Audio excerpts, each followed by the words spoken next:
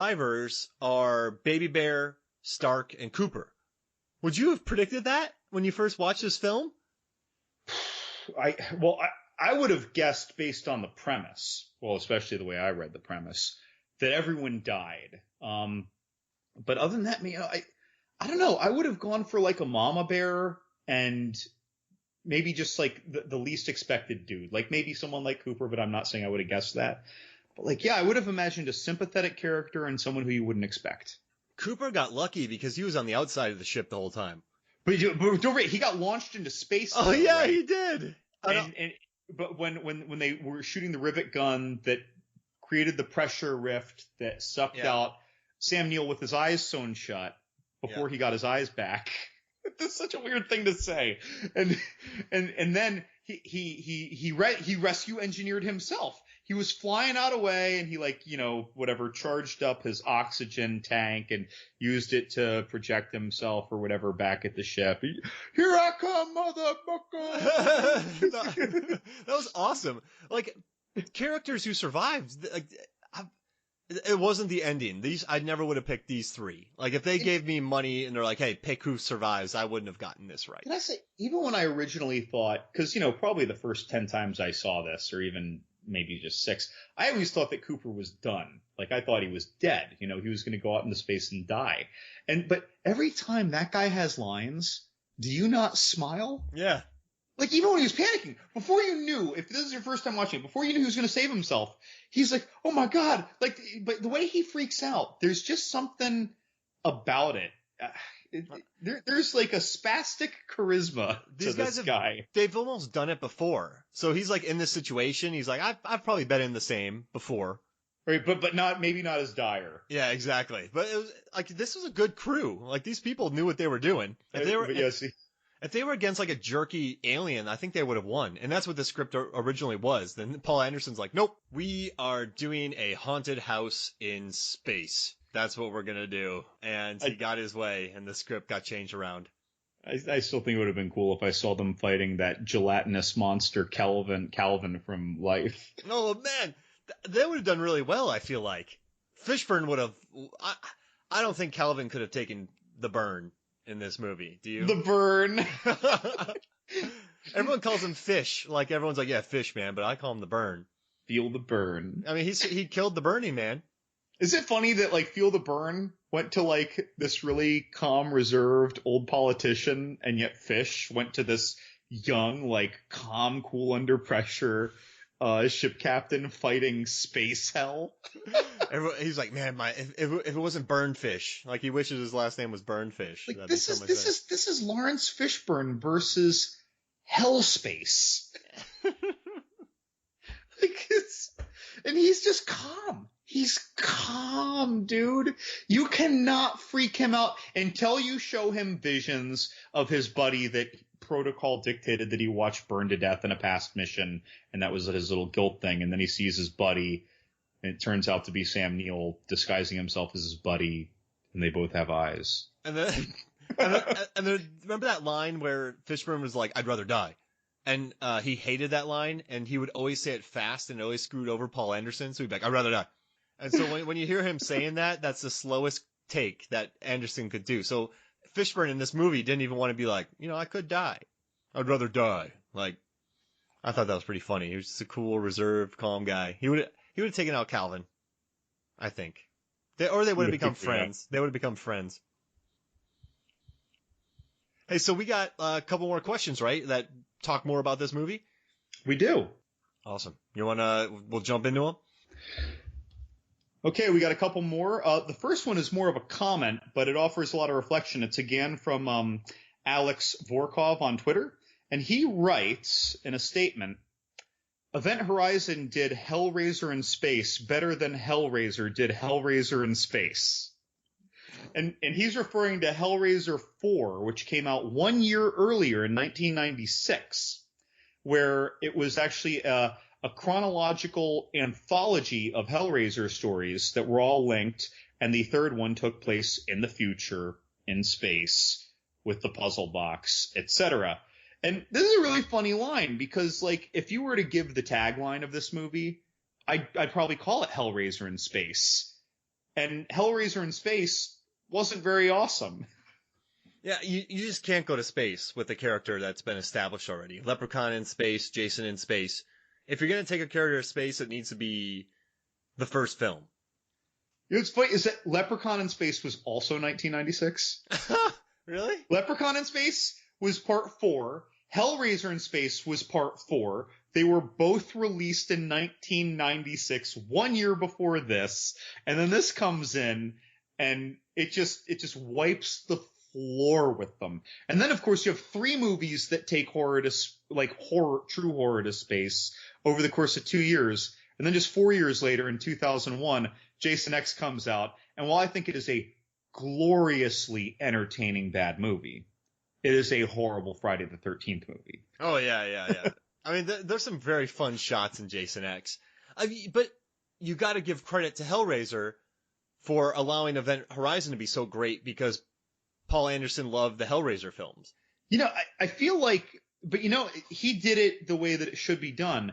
He took all the things that he loved about Hellraiser and its connections to hell, and then put that story on a spaceship. Hellraiser 4 was like, dude, we're going to take Hellraiser to space. How can we make Hellraiser more spacey? And it all fell flat. It's like they tried, Hellraiser in space actually tried to change the style and do, oh, well, what's a space thing that we can integrate into the way someone, dies to Pinhead? Same thing with Leprechaun. This is why these movies were so bad. This movie is just like, this happens to be on a spaceship. Yeah, it's like it's not really a space, Event Horizon's not really a space movie. Obviously it's in space, but it's more of like a haunted house. Right, yeah, they don't rely on it being in space so much. It may as well have been a cabin in the woods. Yeah. Where you can be propelled by your jetpack or whatever away from it. But still, yeah, it's all the problems, all the things that came up. Like you mentioned that was in the commentary, right? Yeah, he was going for the haunted house style, and you could feel that. This was just the way that hell was influencing them, not here's the clever little tropes that we can mix up. What did you think? So speaking of hell, what do you think about the ending? Did Jolie Richardson Stark take the ship with her? Or is she crazy? That's if I just trust the chronology of the scenes, I think that she's just, forever going to be haunted by it. And then, yeah, she was really saved because then they give us the, few scene later, like, okay, that was just a bad, stasis dream where it was Sam Neill rescuing her. But, the other thing is that there are things, I mentioned this earlier, there are things about this movie that hint to me, that suggest to me that maybe there's a little bit of a time-space thing going on because, again, Sam Neill was being haunted by he had the guilt, right? Before he even left Earth's orbit. And then he had it again in his stasis sleep. And in that nightmare, his wife already was missing the eyes. Yeah. Like, what? It's one thing to feel guilty that your wife committed suicide because you were an absentee. Maybe you were having marital problems that we weren't seeing, right, while he was obsessing over creating the ship. But why the eyelessness? Why the element of horror? Is it not horror enough to realize that your loved one killed herself? Like, they added that, and it was maybe suggestive to me that there might have been a pull of the ship, that maybe this was all a cycle. Maybe this is all their hell, and that they will relive this, and that at the end she thinks she's leaving, but she's still in her hell. And in the beginning, we thought they were going to it, but they were already in their hell. Jeez Louise. Sorry, this is what happens when you watch a movie like every year for 20 years. No, I love it, man. I love it. I've written my Iliad and my Odyssey. No, that's why we work well, though, is because I think about the production aspects and all that kind of stuff, then you dig deep into the theory of the film. And I realize, like, this is like a far reach, but again, like, I feel like the breadcrumbs are there that one could put together this notion. I'm sure there are other notions one can put together as well. But this is just a narrative that I have created for the overarching story of what's going on and the ship's influence. And it haunts you after you leave, but it was haunting you before you were there. And why was it already haunting you? Because you all already did things that you were guilty about, right? Mm-hmm. These people were all haunted by things they felt so guilty about. Maybe this was their punishment. That got a little deep, yeah. But I loved it. I mean, this movie, and what's interesting is that as creepy as this movie gets at times, when it ends, and then they play what almost just sounds like Mortal Kombat music, right? Right when it ends, they throw on the credits music. It's by those guys who made Prodigy. Yeah. The Prodigy music, right? Did you know, like he said that in the commentary, did you know what I was singing right there? And there's a crocodile in that video. Alligator. But when this ends, I don't feel like I feel at the end of a Hellraiser movie or at the end of a Texas Chainsaw movie. I feel like I feel not quite, but close to like after a Scream movie. I feel like, man, that was kind of fun, even though it was heavy at times. Like, it doesn't linger on me. It doesn't make me feel down. It doesn't make me feel like, whoa. I feel like it's a fun experience that's just has a lot of depth. Yeah, I guess if we're talking about like the fun house, haunted house, like if you go on a Gravitron, it spins around and makes you sick. That's like the Texas Chainsaw Massacre. This is like going on just a fun roller coaster. And then you get off and you're like, that was good. I want to do it again. You know, from a filmmaking perspective, Mark, if they did what a few movies have done where when it ends, the screen just goes black and it has silent credits, I wonder if I'd react differently to it. Yeah, it's a good call. Because instead you'd just be like thinking like, whoa, wait, did she get saved? Whereas when it ends with the Prodigy music, it's kind of energizing. I wonder if that was a studio note. And I feel like... Because everyone just left this movie depressed. So they're probably like, we need something. We need like... boop-a-doo-doo-ba-doo-doo-doo. Oh my god, that's the funky shit! Yeah, or like play some bloopers at the end, you know? Oh my god, I'd love to see bloopers from this. Just so people don't leave this just feeling like they just got punched right in the face. So that actually brings me to the next question. And we mentioned this all the way at the beginning of the pod. Player One, love the name with Ready Player One coming out later this year, but Player One, who is at Retrobotic with a K. I'm sorry to do this, but Danny S. Warren wrote something good too. I know I already said the quote, but it's such a great quote. Do you want to do it again?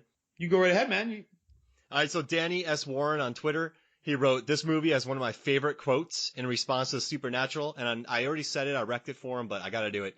"I have no intention of leaving her. Doctor, I will take the Lewis and Clark to a safe distance, and then I'll launch tac missiles at the event horizon until I'm satisfied she's vaporized. F this ship."